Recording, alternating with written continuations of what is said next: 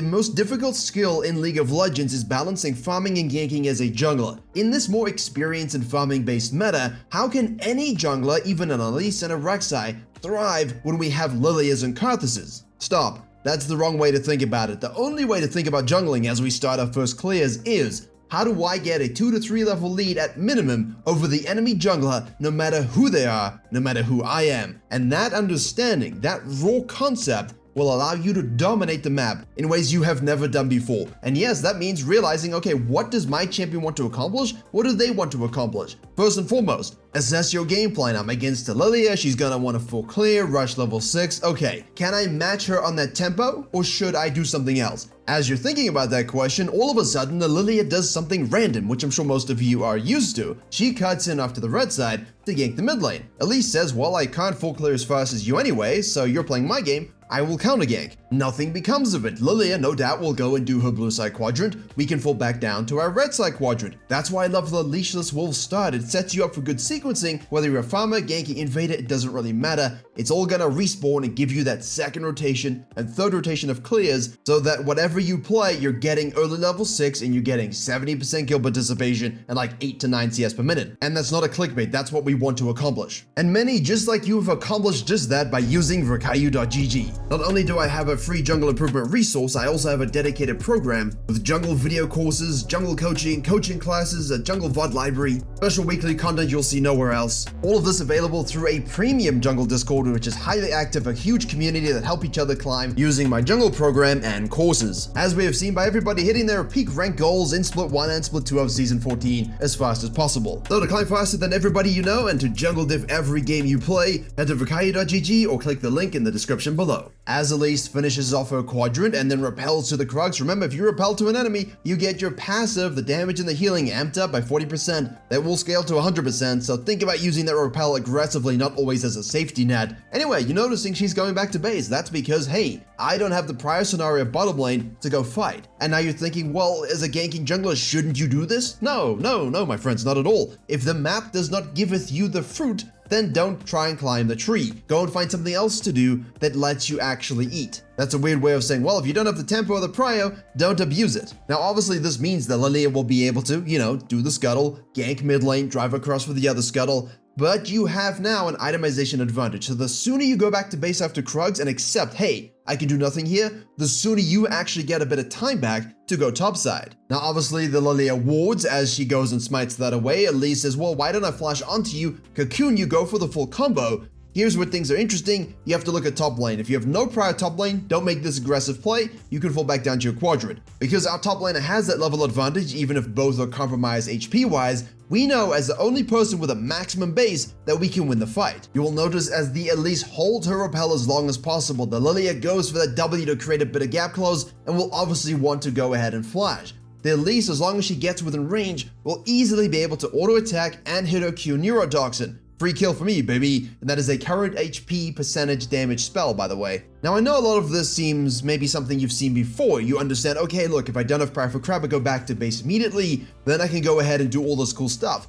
Well, true, but then a lot of people, after making this kind of play, will go and gank mid lane even though there's nothing to gank, will go and counter jungle even though there's not really much to counter jungle, and will forsake their own clearing. You're a ganker, you're an invader, I don't care what class of jungler you're playing here. We are all experienced dominators. And so, my fellow jungle chimps, you do your grump, you do your wolves, you look at the clock. Too soon for grubbies. Let me go down to the raptors. You see a Brom walk into your jungle uninvited. Now what you do is, no, you don't do that. What you should have done was just go Raptors Krugs. If you have a gank or a cut-in or a counter gank, you respect it and you do it. Now, because we decided to overchase, a little bit high on the dopamine from the top lane fisting, now we can just simply say, look, I know my Krugs are available. I know they're probably gonna go and do the dragon. She can fall back to a blue side quadrant. I'm just gonna do the grubs. But you see your Ornn get obliterated and know the Jax is a little bit low in HP. As a more ganking style jungler or someone who can rotate to a situation, please go ahead and go to the top lane. If Lillia does a blue side into dragon, a dragon into blue side, doesn't really matter. I would rotate to this even as a Zyra, that's free. I would rotate to this as an Ornn jungle, as a Mundo. If you truly cannot get there or beat the Jax, do the grubs, take all of the camps up,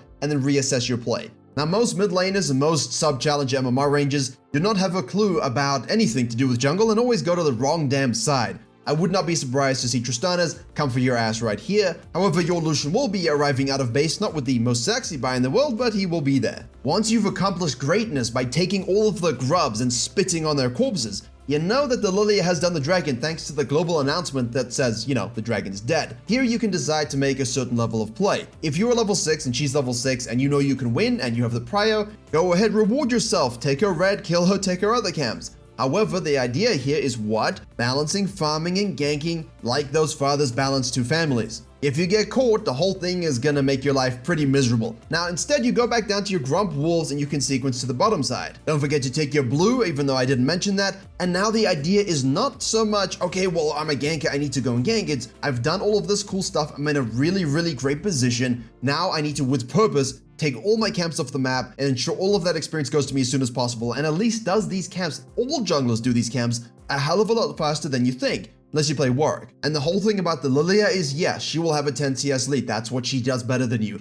But she will begin to feel nervous about your power. And that 10 CS lead is because you died, so don't forget to acknowledge that. If you see her get nervous and cut in here, yes, you got the Poppy roam, but it doesn't really matter if you have the Poppy or not. If you know you can win the PvP, it's okay to cut in, punish her, kill her. I cannot say this enough, that play right there is important. If the Lillia just went in sequence and played it chill and didn't let the pressure get to her, she'd be in a better position. But you as the Elise could still go ahead and lane counter gank after your full sequence, right? You could still have a lot of power over her just with great tracking, positioning, and tempo understanding. Most junglers though do not understand this. They're the kind of people that put the pre-workout in their mouth in raw powder instead of just mixing it and drinking it like a normal person. But you have to make this PvP play, whether it's on the red buff earlier or right now. You steal some camps after you kill them, and then you can either take the whole quadrant if the map allows you to do so, or you take one camp and gank the bottom lane. If the bottom lane realize what's going on and they protect up, that's great, we already have a population problem. Just go back and do your Krugs, and then observe where the Lillia goes. She has nowhere else to be. There's no grubs, there's no dragon, there's no topside camps.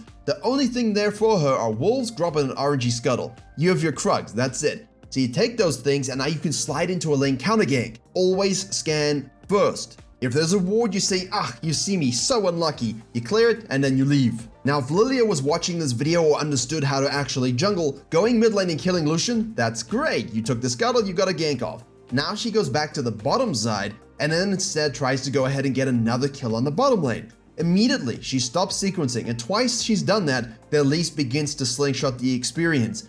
Obviously, we went topside because we're sequencing top to bottom, and because the Lillia was as well, her showing here, her making the sub 80% probability ganking play equals fresh snow counter jungling. And after you've snorted that snow and you need a bit of Peaky Blinder kicking, go top lane, kill a Jax, it's always fun to do. The Lillia obviously will reset and come here, there's nothing else for her to do. The thing is, Braum shows up as well as a Tristana rotation. Ornn's wave's in a bit of a rough position because the Jax has TP, so again, like the mentality I've been preaching for the last month or so, oh no, the Lillia's gonna do the grubs. Anyway, the sooner you realize what you can't secure, the sooner the jungle universe will reward you greatly. You slap Grump's cheeks around, you go and do some wolves, you do the raptors, and again, do I go down and secure the Krugs, or do I as Elise go ahead and do the Scuttle Crab? Well, that's a level 8 Scuttle Crab, which is the maximum experience. Elise decides to take that for free. Why? Because the Lillia just went back to base and won't have enough for a reset after taking the grubbies. What this does allow is for us to get the neutral objective, the Scuttle, and gank bottom lane before the Lillia arrives again.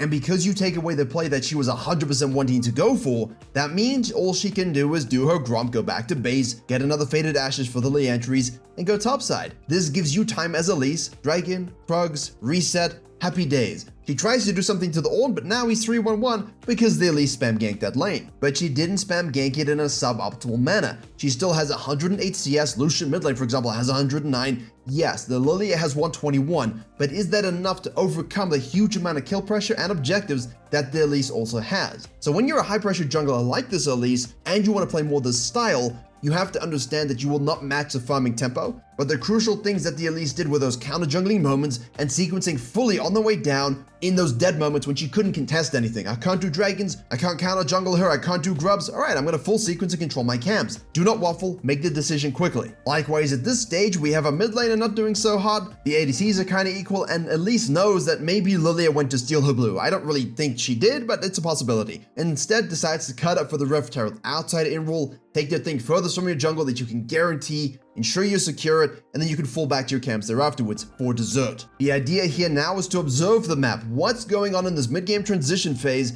that maybe the Elise can use to kind of leverage a quick ending to the game. The problem is that Tristana is still kind of fed, it's still a Jax, and it's still a Lillia scaling. If they go for the turret dive onto your Lucian, or whatever it is, go ahead and counter gank it, snack a kill that you can do. Please do not die, do not give the shutdown, do not lose the mid lane. Elise plays it well, we grab a kill, we flash over the wall. The whole idea though was sequence down, observe and react.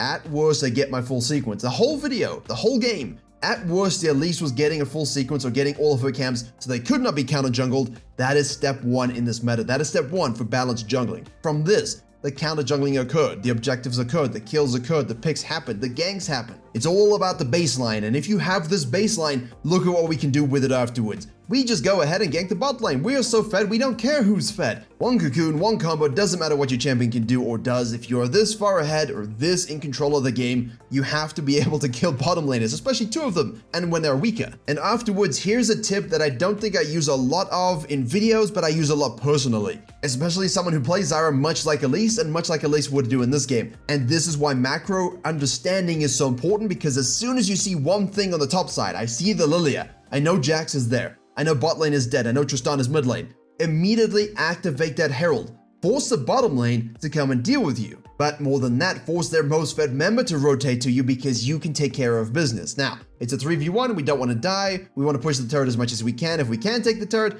that's great. We can fall back and take the grump, right? Another bit of counter jungling while Lillia is on the top side. And because the Elise's clearing has been so pristine, there's nothing to be counter jungled from the Lillia's perspective either. But most notably, even if your people top side die, even if they kill them, I don't really care, because the Varus is able to take mid lane from our pressure bottom lane. The whole idea from the game at this particular stage, my friends, is hit the damn turrets. That's your goal. That's how you get to the Nexus. Hitting turrets. Turret damage as junglers equals win. Lillia, in all of the pressure against it here, decided to become, well, dear Schnitzel against the Ornn, and now Elise can go back to base and go topside. If you were thinking, wait, Virkayu, the dragon is spawning, why would you go topside here and not to the bottom side? That's because at this stage, my friends, you can full clear so quickly, take away the grump on the wolves, path down to the raptors and krugs. If there is a fight or a dance that occurs around the dragon, you can farm while you wait for the trigger to pull. If you can go straight for the dragon, go straight for the dragon, and then you can fall back to the krugs and the raptors afterwards. If something else happens that's great, you can go for that as well, and those camps will remain untouched. At this stage, you're wondering, okay, what do I do now?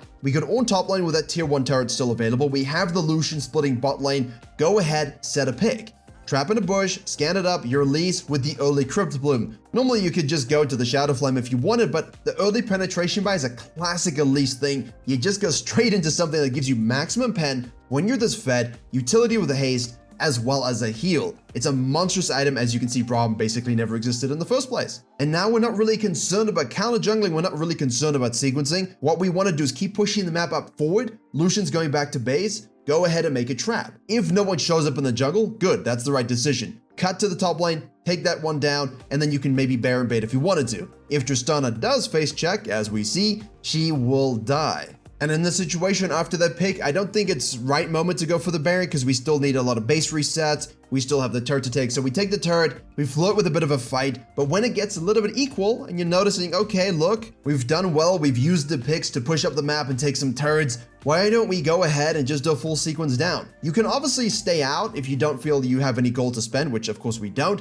And you can obviously go back to base to buy something like a Needless if you want to now go for a fight and a Baron, but the Elise stays out. Full sequence, mega quick, super fast, back to base, death cap purchased. And now you want to reproduce what we just did, right? We did a clear into an objective, into 2 picks, into more turrets. If nothing is happening and the enemy's being quite disciplined, obviously go ahead and enjoy yourself a meaty Baron. And if they show up and you can just win, do it. If they show up and you can kill them and take the Baron, you also do that. The most important thing here is understanding that you are the pick potential, you are the 1v9, you have by far the most KP. I mean, look at this. Lucian is 223, Ornn is 313, the Varus is 023. It's all about the Elise. Insane sequencing, 200 CS at 22 minutes. The Elise caught up and overtook the Lillia, and now everyone does collapse and face check this Baron, and as you can expect, everybody dies, and that is exactly how you control jungling from start to finish because you understand how to respect what the enemy jungler wants to do, what they actually do, how to punish what they actually do, and then how to maintain a strong baseline, playing around the map as it dictates to you, giving up what you can't take, taking what you can do,